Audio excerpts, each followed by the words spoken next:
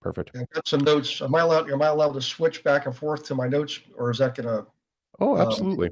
okay, We're actually live already. So good awesome. afternoon, everybody. Thanks for joining in. We had a little bit of a technical difficulty getting started, so apologies that we're a couple minutes late. But this will be an exciting episode, and I'll introduce the guest Gary right away. But as you guys know, I'm very passionate about industrial real estate, but I also think that there's an extra side to the story where industrial real estate can carry a lot of risk. And for those that aren't prepared, or perhaps even not prepared, but not even knowing that there is this risk, they can come with a corresponding amount of downside pressure. People can lose their investments. They can make bad investments. It can actually wreak havoc on a portfolio if you're not prepared. So while I try to talk about positives of an industrial real estate market as much as I can, I also think it's important to talk about the downside risks and the potential pitfalls that you can be aware of. So Gary, a seasoned and experienced investor, real estate broker, and trainer, has a really good book, and I put that in the chat as well. It's a free guide, goes through all the different types of commercial real estate, touches on industrial quite a bit, which is obviously what we're going to focus on this interview. But it also goes into just a lot of different investment metrics and things you should be prepared for. It's a really good resource. I've gone through it myself. I recommend it, and I'd encourage you to go sign up for it. Gary, I believe you just need to put in your email, and then you get access to the guide. Is that correct? Yes, if they do that, if they email, actually, they can email info@rewgw.com, and then just say, please send the commercial information. We have 5 employees. One of the admins named Beverly will actually send that out. Awesome. Yeah. Well, thanks for joining me on the Yeah. call here. I know you've got a hard stop of about 2:30 EDT, so we got about 25 minutes here. We'll just jump right Sure. into it if that's good with you, and try and cover Sure. as much as we can. So one of the things that you had in that resource is you told a story about a former Volkswagen Yeah. building in Western Pennsylvania. So I think that this tees up the conversation nicely for some of the risks that an investor can be prepared for. Yeah. Well, as you might imagine, an automobile manufacturing plant is a large space. Even by industrial standards, it's one of the largest. So the funny side, I'll just give you the short version. The funny side of it was they shut down, and the reason they shut down is they were getting poor quality reviews. Like in other words, cars were getting bad reviews from consumers, and it was only from certain cars, and they could trace them back to where they were manufactured based on certain IDs. On the car, certain identifications on the cars, and they struggled with this. A lot of it was rattling, and what they finally determined was in the runner boards. When you open your car door, there's a metal strip, just like a threshold you'd have between a piece of carpeting and tile floor. That threshold is before the carpeting of the car starts, and it turns out the automobile workers were drinking beer and then smashing the cans and stuffing them in there to get rid of them, get rid of the evidence, you know. And that was one of the core problems of why that plant shut down. So, but here's the challenge, though. The facility number one was way out in the middle of nowhere, far from everything. It was a few miles from the turnpike, but there wasn't a lot of there was no town nearby. There wasn't a lot of population. There wasn't. It was, and of course, a major highway within a few miles, but it was the middle of nowhere. There wasn't a major power source. You had to build the power source for the plant. So at the end of the day, when that facility pulled out, Volkswagen pulled out. I believe it was well past a decade before the next manufacturer moved in, who happened to be Sony. And Sony was making the giant widescreen TVs, not the whole TV, just the actual glass. That's all they did, was manufacture that. So they weren't even using the full capacity of the plant. But the good news is they did need a lot of employees. So the Volkswagen plant needed lots of employees. The Sony plant did not. It was more electronic and computerized and automated, but they had a lot of big truck traffic coming in and out. So the moral of the story there is this: location still means everything, even in industrial real estate. And because of where it was, I'm sure it was very cheap land. That's why they built it there to begin with. They figured they'd be there for generations.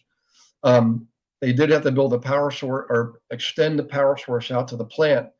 And it was close by the Pennsylvania Turnpike.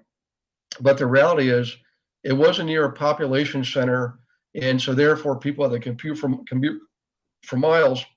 And so when it came time for the owner to sell that or release it, and they actually they leased it is what they did. Um, it took a long time for them to find a suitor, somebody who didn't need a lot of employees. And like I said, the glass plant for the Sony screens didn't need a lot of employees. So, but how rare is that? I mean, how long does it take to find a suitable tenant for that property?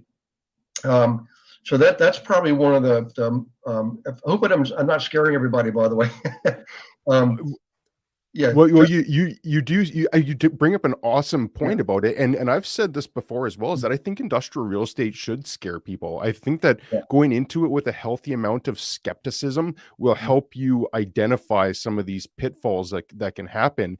yeah, And the people that go into it with just thinking that it is this great investment, those are the ones that typically overlook something mhm, that you're mentioning. And like, just to put that into perspective, imagine if somebody, and I don't know the whole ownership chain of that, but imagine somebody bought that building with mhm, 5 years left on the lease with Volkswagen in there, and the investor just thought, oh, this is a fantastic building. I've got Volkswagen in here. If Volkswagen stays for 30 years, I'll make a fortune on this. Imagine yeah, if you had bought that with 5 years left in the lease, and then Volkswagen leaves, and then you have that building vacant for 10 years. Like, can you yeah, imagine what that would do to your, especially if you're a smaller investor, what that would do to your net worth?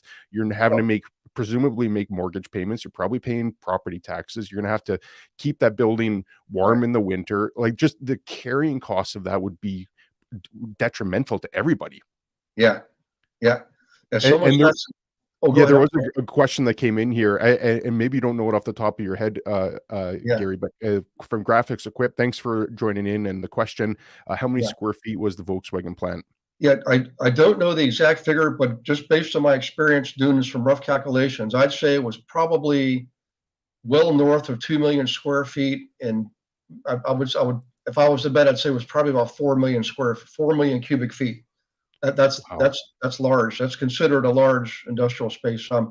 Now, some good news is when you look at the old industrial towns, what people call the Rust Belt, Buffalo, Detroit, Cleveland, Pittsburgh.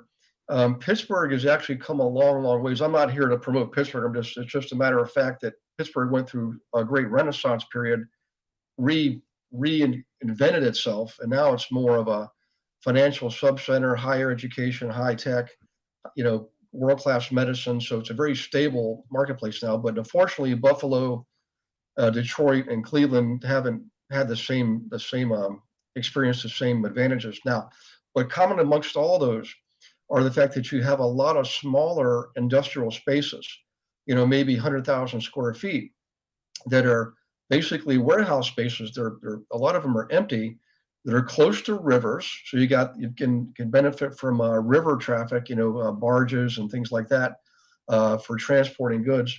They're close to major metropolitan centers, so you've got lots of people, workers, right? And those areas are known for the blue collar workers. You got a major power sources and major highway systems through there. So what I'm getting at is some of the smaller industrial spaces have been going through a lot of, if you want to call it gentrification, I don't know if I would call it that, but repurposing. And I'll give you one example. One of them was that I know of in an area called Etna, was repurposed to storage for people who collected cars and wanted to store cars. They specifically marketed the people who wanted to store cars.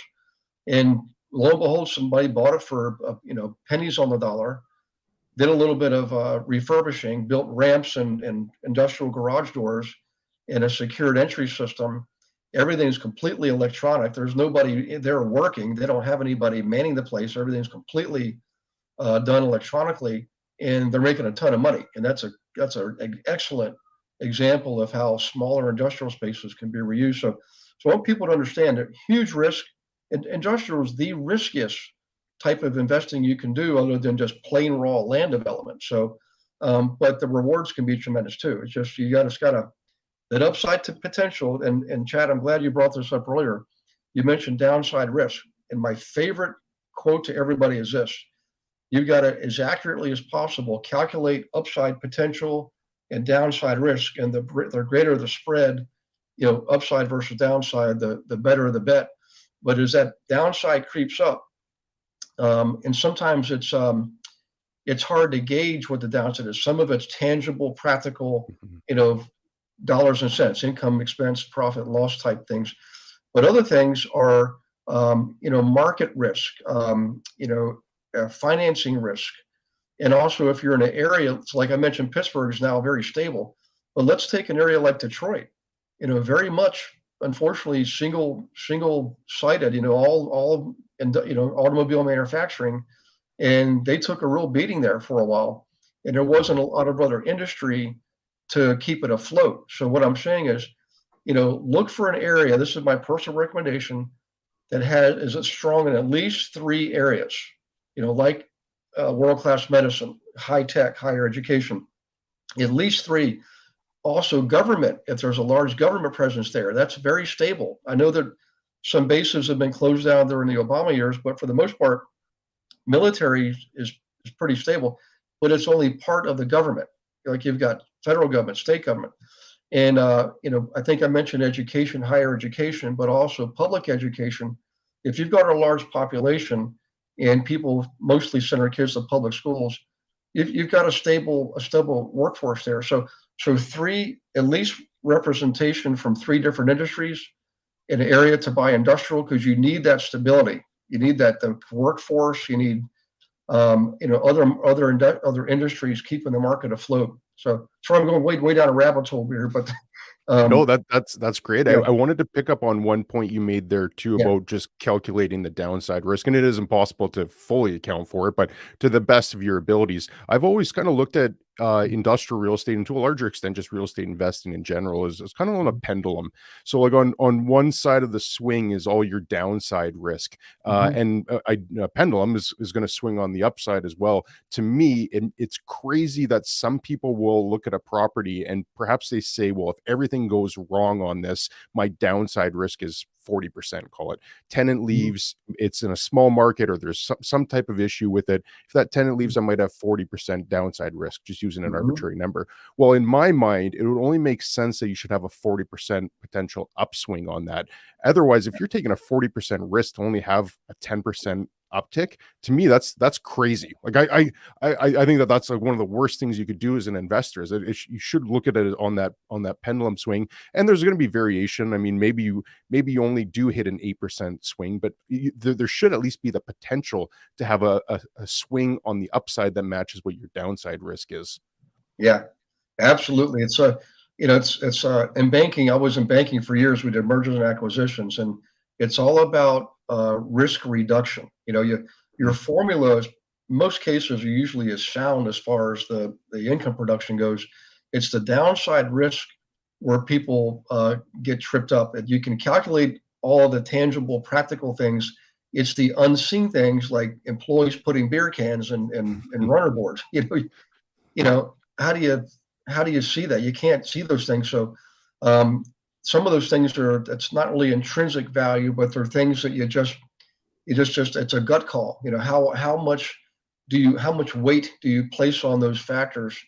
And that comes with experience and wisdom. And if you haven't developed that experience and wisdom, then definitely line yourself up with somebody who has, and let them give you some straight counsel on those things. Because when you make a mistake in the world of business, it's going to show up in the form of money, and it's going to hurt. And a lot of times you don't get it. There's no plan B. I mean, you get a punch in the gut and a bloody nose, and if you didn't risk the farm, then you can wake up the next day and swing the bat again. But over time, you really do want to reduce risk. So I'm catching there's a real theme here, and I will tell everybody there's uh, any industry is going to go through transformation. The real estate brokerage industry is going through transformation right now. Land development. Years ago, all of the gurus were saying, man, you really don't want to buy land, unless it's the last resort, there's nothing else to buy, because it's the most risky. Land development is very risky. And now land is like the new gold. I mean, if you can buy raw land, I mean, people are falling all over themselves to buy raw land, and there's lots of reasons for it. In fact, would you like me to touch on that for just a second, Chad? Absolutely. No, I think that'd be great. Okay. So one of the big needs right now, guys, is this. If you think about the world of digital currency, cryptocurrency, all of that computation, all of that data storage, all the transaction level activity requires a lot of CPU cycles and a lot of data storage, massive amounts of data storage. If you really understand how blockchain programming works, you're basically storing transaction history in blocks going back in sequence to the beginning of time, massive storage needs. So historically, this is just in the US here, I'll describe it this way. We've had massive data centers, giant, I mean, acres and acres and acres, and millions of cubic feet for CPU space and data storage. And now there's a really big push. It's just starting. So for the really real savvy investors out there, this is going to be a big tip for you.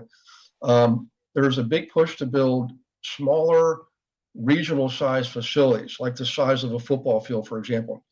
They do need to be around, big highway and big power source. Okay, so you're looking at your population centers, but they need land. So if you think about it, the big population centers, you wouldn't think of it being known for big chunks of land still available, but yet that's the need. So if you can be a source for that land near some of these regional population centers, and you can be either a broker or a seller, you can probably do pretty well right now. And those I'll give you without going into detail because it's not public yet. You can't buy stock in this company, but there's a company being formed. They did a prototype out in Oregon State University, so there's a big hint right there for what's called a dome. It's a CPU center, data storage center based on dome technology. Okay, and dome technology results in a very stable environment. So we're talking about industrial space. Most industrial space used for housing computers and data storage and CPU processing requires a very stable environment. It needs to be cool and dry. Well, dome technology is known for creating a stable environment without the great need for HVAC, for environmental control inside the facility. Because it's a dome, it's kind of a low footprint. It's essentially the top half of a dome on a big giant concrete slab is what it looks like. So they had the prototype built, and now I'm probably giving away too much here, but the former CEO of Oracle retired to take on the CEO spot for this business venture, and they called me early on, so we're kind of helping them arrange financing and so forth. So I think that to me is going to create a giant need for industrial space for the foreseeable future, and it's not just all the cryptocurrency processing, blockchain requirements, but you've got other things going on, like the small little tiny houses. You've seen them, like houses in a box on a flatbed truck. They lift the roof, the sides fold down, and they screw the thing together and throw in the appliances, and they're done. That's turning into big demand right now because they're so affordable. And look at the prices of housing through the roof. I mean, some areas have doubled in the last couple of years, and people just can't afford it, but they can afford a little mini house. And look at what's happening in Ukraine. I mean, the demand they need to rebuild that infrastructure in a big way, so these tiny houses can serve a real need there. But those places, they need to be created. There's manufacturing needed to manufacture these tiny houses. So another big hint for those of you looking to buy in something early and take advantage of an IPO, that's what we're doing. So those two things alone, I'd even get into the hovercraft. That's a real part of our future, where they're taking drone technology and creating hovercraft to be used like for Uber cabs, and I forget the other one, but Uber's the big one. So that takes technology, data storage, and manufacturing, because all those motors on that drone are all integrated with integrated software. And each one, if one motor goes down, the other 6 kick in and compensate for the lost power of the dead 7th motor and keep the people alive. It's very safe because you could lose up to 3 or 4 motors and the thing would still. They're using them, by the way, right now in California in beta test. So So that's going to take a lot of need for industrial space. But again, how long is that going to be a fad? Is going to be here to stay? Like when the automobile was created, the horse and buggies didn't go away. We just added automobiles to our ability to commute, and automobiles are still here more than 100 years later. So nobody knows those things. I'm just saying, there's great demand developing for industrial space. It all does begin with that land I was describing at the beginning of that dialogue. So hopefully everybody's sitting there taking a lot of notes. Well, there's a lot to unpack there, and I know Yeah. we've only got about 6 minutes here. There's a couple questions that I wanted to get you to answer before you jump off, and then I'm also going to stick around after for a bit because I wanted to talk a little bit more about some of the things that you had in that report that you put out. So when you jump off, I'm just going to talk a little bit more about that, and then I also got a story to tell about a building that's similar to that Volkswagen one. So even though we've only got you for 5 or 6 minutes, I still will stick around a little bit after if people have other questions as well. Yeah. I'll stay Follow on up. too. I can spend another 5 minutes too. I know the 2:30 call. It's actually a colleague. We call it a accountability call. So he's used to it. So yeah. Okay. Well, I'll try to keep you on time. So we'll see Okay. if we can get through these two questions in 5 minutes. Okay. Follow up question from Graphics Equip. Can you elaborate how the brokerage business is changing? Absolutely. So, like a lot of industries and businesses during the pandemic, a lot of people were required to work from home, and they needed technology to do that. And so, Zoom, of course, if you bought Zoom on March before 5 p.m. March 16th, 2020, you're probably a very rich person right now. But fundamentally speaking, real estate, the historical model is the old franchise model where there's brick and mortar, a little real estate front, office front on every main street in the country. They're still going to be around, because I'm not saying Century 21 and Coldwell Banker are going away. They'll always will have their place in history. But mark my words, their place will be in history because they're not able to transform. Other newer companies are using cloud-based technology to centralize operations and management. Here's the key. They're not centralizing the service end of the business. See, there's operations and there's sales. Operations is transaction management, commission disbursement. Historically, that's all done at the local office. Now there's companies, for example, EXP, that's doing that centralized in Bellingham, Washington, that frees up all the agents and the brokers to be focused on production, helping people buy and sell property and not have to worry about operations and management. So they completely streamlined and revolutionized the industry. And now you don't hear a lot about this in the public news because the big companies don't want you to hear this, but they're dying. They're trying to react to this phenomenon that developed back and started in 2009 and became a real thing in 2013 through a software package called Verbella. Verbella is now privately owned by the person who started eXp Realty. So the other companies can't compete with them. It's copyright protected. It's trademark protected. It's patent protected. And they've got another, I don't know how many years left on it, maybe 10 years or 7 years left on the patent.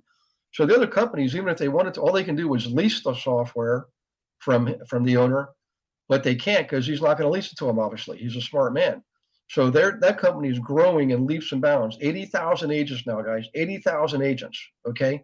They're one of the largest companies now, the quiet up-and-comer, and they're on they're on NASDAQ. Let me just wrap this up with this. Everybody knows RE/MAX. They've been around since the 70s. They went public about 10 years ago because they had to. In the recession, they lost half their agents. So they went public. They offered their shares of stock for sale. It saved the company. They have 135,000 agents, and their market valuation is $350 million. EXP, at the time of the report, had 70,000 agents. They've actually had another 10,000 in the last 2 months. Half the agents that RE/MAX had, and yet the market valuation at the time was $3.5 billion, 10 times more their traditional model that had twice as many agents. So I own 1,800 shares of EXP stock. So, and you're seeing other companies trying to copy them. There's several of them, but you can't play catch up on somebody that has a 17-year head start on you.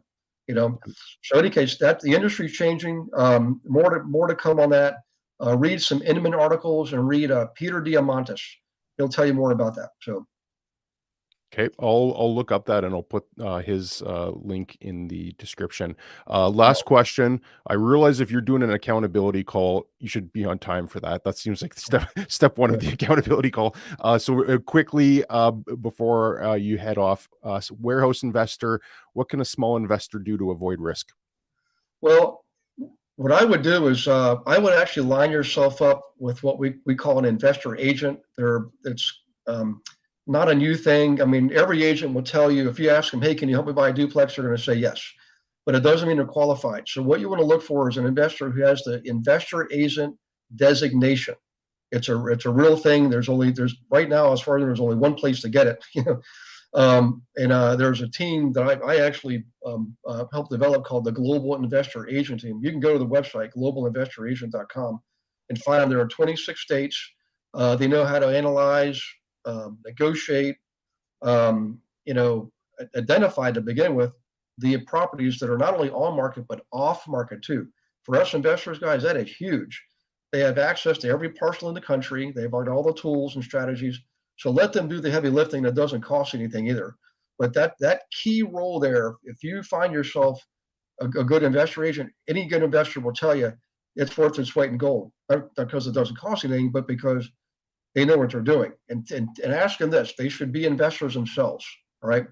But to reduce risk, if you're new and you haven't developed the talent and the skill, you need to hang around people who do. Those folks are, when I use them myself, I invest all over the country and I routinely look for them because now I got feet on the ground with somebody that I can trust. That's probably one of the most critical things. And there's other factors. Whoever posted that question, I don't know your name, but you can just Google me. You can, go to realestatewithgarywilson.com. I don't want to sell anything. I'm not going to sell anything, but you can go in there and get some free information, free books and things like that. And we teach a class every Monday night. We call it Monday Night Live. It's open to the public. Just take it, get to education. Education plus information plus action will equal the correct results. So I'm an education-based person, so that's why I lead with education. I just tell people, just grab what you can get for free off the website as much as you can. Just grab everything, and start from there. And then find yourself one of those investor agents. That's probably the best advice I could ever give anybody, Yeah, that's a really good note to end on. And again, I'll stick around, but I'll let you jump off, Gary. I'll put a link to your website on there, and I'd encourage people to go download that resource. The one you have, Commercial Reach, is chock full of information. So I'd encourage people to go and check that out. Yeah, So it's a great training program. It really is. Yeah. So thanks so much for joining me on, Gary. I'll let you jump on to your next call, and again, I'll stick around here. But appreciate it, Gary. I'll send you a copy of this when it's posted on the website as well. Thanks, Chad. Well, let me know. I'll be glad to hop on again sometime. This time I'll click on the correct link. I clicked on the YouTube link by mistake. I said, or what? It says wait for Chad. So then I got your email. So thank you very much, and I appreciate everybody give me an opportunity to teach. I appreciate that. So. Thanks, Gary. We'll be in touch. Okay. So thanks again, Gary, and thanks to everybody that's joined in. I'm going to go in a little bit of a different direction on this, as I had booked an hour for this, but Gary was only available for half an hour. I had a few stories that I wanted to tell on the risk front side as well. And again, I'm not trying to turn people off from industrial real estate, but I do think, going back to that original comment, having a healthy amount of fear is a good thing, because it will motivate and encourage you to make sure you check and double check any blind spots that you have. So I got one story to tell on that, and then I also want to share a resource that I would encourage any investor really to check out. So I'll get to that in a minute as well. And if you have any questions, I'll kind of treat this as like a ask me anything. It doesn't necessarily need to be on risk or downsides. Anything you want. If you've watched any of my other videos, I just love talking about industrial real estate. So I'm happy to answer really any question you have. So first story is a property that goes back, this is probably about 10 years ago, when as a broker I was tasked with selling a property. It was built by a health and safety company, built in our market, and our market's about 1 million people, so it's kind of a mid-sized market, a big industrial base. So this was right in the middle of a popular industrial park, and the building was beautiful. It was actually one of the nicest buildings that I've been through. The owner of the health and safety company built the property specifically for the business, and as he had planned to stay there for an indeterminate amount of time, he almost overbuilt it, which is what we see quite often with companies that occupy their spaces. They go above and beyond because they think that they're going to be there forever, and this building was no exception. One of the nicest industrial properties that I've seen. It was about 20,000 square feet. It was on about 2 acres, so there was plenty of land that people could have stored other stuff on, whether it's equipment or inventory or trucks, plenty of excess land. And the building, again, was just really, really nice. But it had one major problem. And the problem was that it had only 14-foot clear ceiling heights. And when the owner of the health and safety company built this, he didn't need higher ceiling heights. His company just had no use for it. So when he was going through the exercise of building this property, he determined that if he had less cubic footage, that's less space that he needs to keep warm in the winter, or cool in the summer. And it'd be less expensive to build by not having to do extra height on the building. So 14-foot clear ceiling heights when the market is closer to 22 to 24. In some cases, you see even higher ceiling heights, but a comparable type of property like this would have had another 8 to 10 feet of clear ceiling height. And again, so putting this building in full context, beautiful building, desirable area, good configuration. One limitation was the ceiling height. And I had probably showed that property or had calls on it from maybe 100 people combined, 100 different companies combined, whether it's brokers, companies that are looking, investors, and including just dozens of tours. And the major impediment was the ceiling height. And it ended up being that the property eventually sold, but it sold for about 30 to 40% less than I believe that it would have sold for if it had higher ceilings. And there's ways that companies can go and raise the roof, literally raise the roof, but it's very cost intensive. It takes a huge amount of time delays. There's a lot of reasons to try and steer away from that if you can. And if there's other options available, most people will just take the path of least resistance and buy a property that has the ceilings that they want. But in that case, that owner made the decision not to take the ceiling heights without taking into account what that property would be worth once their business moved out. And as it turned out, he sold his business to a larger company, and that's why the building was vacant. So I can't emphasize that enough. And that's a really good story, I think, to really just speak to the potential downside risk that can come with an industrial property, is that one drawback like that, which in this case was significant, had a huge detriment to the building. And going back to the story about that Volkswagen shop, you can appreciate that if you have a building that was vacant for 10 years, and that's one of the more aggressive cases that I've ever heard. That's quite long. But not only would they have been vacant for that long, but they would have also had to pay money to get Sony, who ended up leasing that after, in there. You really need to make sure that the property that you're looking at as an investor, I always encourage people, is that no matter what industrial property you're considering, no matter how good it looks, no matter how good the tenant is, no matter how attractive the cash flow looks, always consider that property as if it were vacant, because at some point it will become vacant. Maybe it's when you own it, maybe it's when the next person owns it. At some point, the company will move out. Either they just outgrow it, or they're downsizing or shutting down a division. Companies will always move out of a space eventually. And if you don't look at it through the lens of it being a vacant property, then you're not going to fully appreciate any of these drawbacks that could happen. And ceiling heights is the most natural one. If you were an investor and you looked at this property and you overlooked the fact that it had low ceiling heights and as a result was less attractive to the market, then you might have purchased that property and struggled to really find a tenant. So I would just recommend, no matter what you're looking at, always, and that's that pendulum that I'm going back to on that example is your downside risks that you're trying to cover are all the things that could go wrong with that property. So that just and I've got dozens of examples. That one stands out as probably being the most because of how much loss there was on there. But I'd encourage you to really look at that downside risk. Pat, hey, thanks for joining in the question. Great video, Chad. I wanted to ask you about the southern ports as the railroad merger is a game changer. Are you focusing on any of those ports specifically? New Orleans, Corpus Christi, Mobile, etc.? That is a fantastic question, and I'm glad you brought that up because I think this is actually one of the most underreported events happening in the industrial real estate market right now. And I did a little bit of a video on it, talking about it in more detail after I interviewed a guy named Casey Conway, who's a world-class economist. So just to bring people up to speed on that. So CP essentially bought Kansas City Southern. The deal has actually already gone through. The shares are held in a voting trust right now, pending approval from the Surface Transportation Board in the U.S. And when that goes through, which presumably it will, that'll create the first single line railroad that will connect Mexico, U.S., and Canada. And in my mind, this is an absolute game changer for not just the industrial real estate market, but for the economy and life as we know it, based around commerce and the fact that rail influences much of how North America has been set up.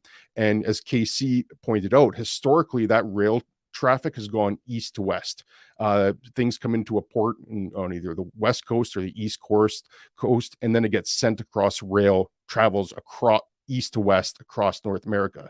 This new rail network, and when you factor in the account that this merger was somewhere in the vicinity of $29 billion, the executives knew exactly what they were doing with this. And when you look at all the pressure that's happening on the supply chain right now with massive backlogs, ships stuck at sea, they can't even port because there's not the capacity to offload them and get the goods moved across. You've got ultra low vacancy rates, sub 1%. Labor is expensive, cost of living is expensive on both those coastal markets. Now, companies will be able to bring things in, presumably in Mexico or southern US, where there's a lot more port capacity, labor is a lot less expensive, and you'll be able to move those goods all across North America, Mexico, Canada, and the US by a single rail line. Not only will that make it more efficient, but the whole supply chain, as an extension, will become much more efficient and cost economical to ship. So I think, and this is the more that I've looked into this and I've researched it extensively, I think that there's going to be a shift towards a lot of these port cities. If I was an investor looking in the States right now, Corpus would be on the top of my list. I think that is right in the heart of where things will either be manufactured in Mexico and sent along rail, or things will come in from other countries and will reach those port cities. I'd be very, very bullish on Corpus, actually. So that's one that I would like. New Orleans for similar reasons. I'd be less bullish on New Orleans than I would Corpus, just because I think Texas is going to be a great market for the foreseeable future with a lot of immigration. I think there's a lot of things going very well for Texas. I think that's actually going to be one of the hottest markets for the foreseeable future. But I would also encourage anyone that's looking in the market to invest is to look into that rail line in more detail. There'll be the CP, I think they're calling it the CPKS rail, I think is what that new name will be called once the merger is complete. And that's, in my mind, where, and your follow-up question there, where are you seeing the most opportunities? That's where I'd be looking. I'd be looking anywhere along that main rail line with specific emphasis on anything related to an intermodal yard or an airport. And some of those markets will already be considerably built out. Chicago being a good example. That's right in the hub of where this line will run. There's 1 billion square feet already in Chicago, but I'd be looking at some of those smaller lines, smaller markets as that line runs north to south. If you could find land within close proximity to an intermodal yard, which is where the rail gets offloaded, put onto a semi truck, and then sent out to the warehouse. If you could find something within an intermodal yard or an airport, in my mind, that is the best bang for buck on where to invest right now. And in my market specifically, we're right on that main line as well. That's where I'd be looking. I just think that there is untapped potential. I don't think the market fully appreciates what big of an event this will be on how it could shift the flow of freight from that east to west to north to south. I think it's going to have an incredible influence on the market. So yeah, that's where I'd be looking. Yeah, thanks, Pat, and thanks for joining in and the comments. I really do appreciate it. Neil, thanks for joining in. Will that rail line affect prices on goods due to cheaper import? I think that there's historically been an appetite by the companies all along the supply chain to push prices down as much as possible. And the reason that we're seeing inflation right now is large extent due to the fact that they haven't been able to. The cost of getting everything into the ports on the east and west coast is just crazy expensive. If you're a company along that supply chain, you're some step in that supply chain, and you've got to operate in Los Angeles as an example. Well, your real estate is very expensive to lease. Your labor costs are really expensive because the cost of living there just costs the employees that much more to go. Then it's delayed because the ships are stuck in the ocean for several weeks. That just adds all the cost to the end consumer. So I think what companies are responsible and forward thinking companies are going to do is they're going to say, if we just move this shipment down to the southern coast, whether that's in Mexico, whether that's in southern US, if we reroute that ship traffic, or one step further, if maybe, I think there's also a chance we're going to see more reshoring of manufacturing in general to North America. And there's just a lot of reasons for that. But even just based on the fact that they reroute freight traffic, you're going to access to much cheaper labor, especially if you're bringing that into Mexico. You're not going to have the same delays at port. You're not going to have the same increases and hard, difficult time trying to even find warehouse space. And then you can ship everything by a single rail carrier. So you're not going to have multiple rail carriers getting involved. Again, I probably sound redundant on this, but I really do think this is a game changer. I think that this will reshape the industrial landscape for the foreseeable future. Will it lead to cheaper prices? I think that that's just the nature of business. I think companies are always just trying to get things as low as they can. So that's something I'd be following very closely, though, is the impact that this will have on our market. Any other questions on that? And if something pops up, feel free to Neil, follow-up question. Will land along that rail line be more desirable and competitive now to companies that originally built by port city?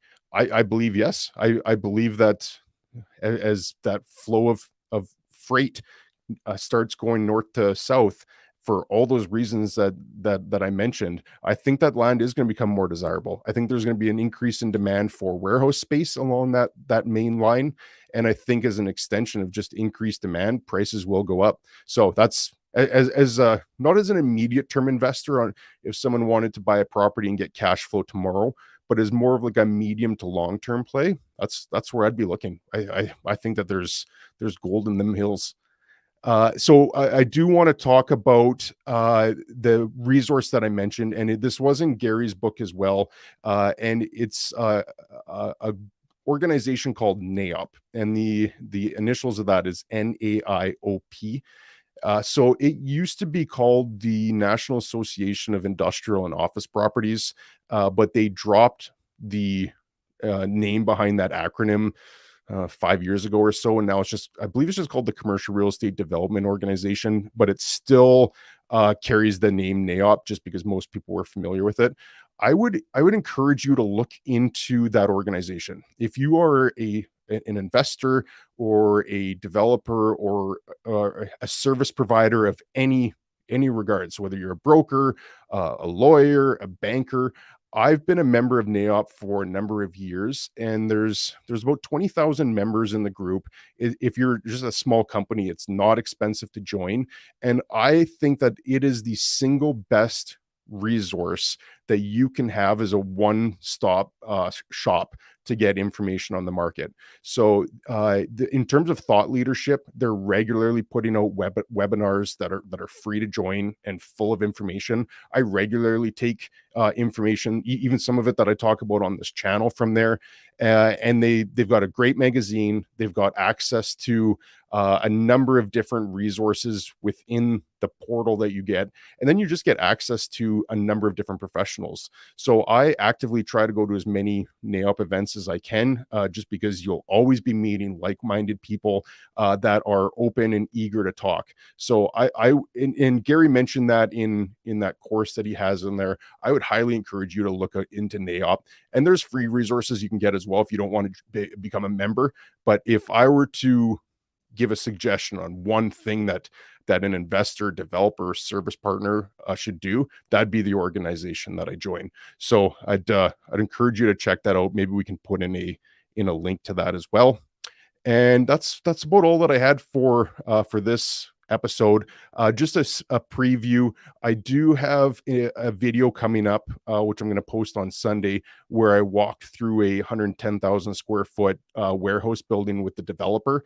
And he was very generous with his time. And we talked about a number of important things that you should be looking for in a warehouse. So when we go back to that topic of trying to mitigate or avoid risk if possible, we pointed out a number of the key things that you should be looking for.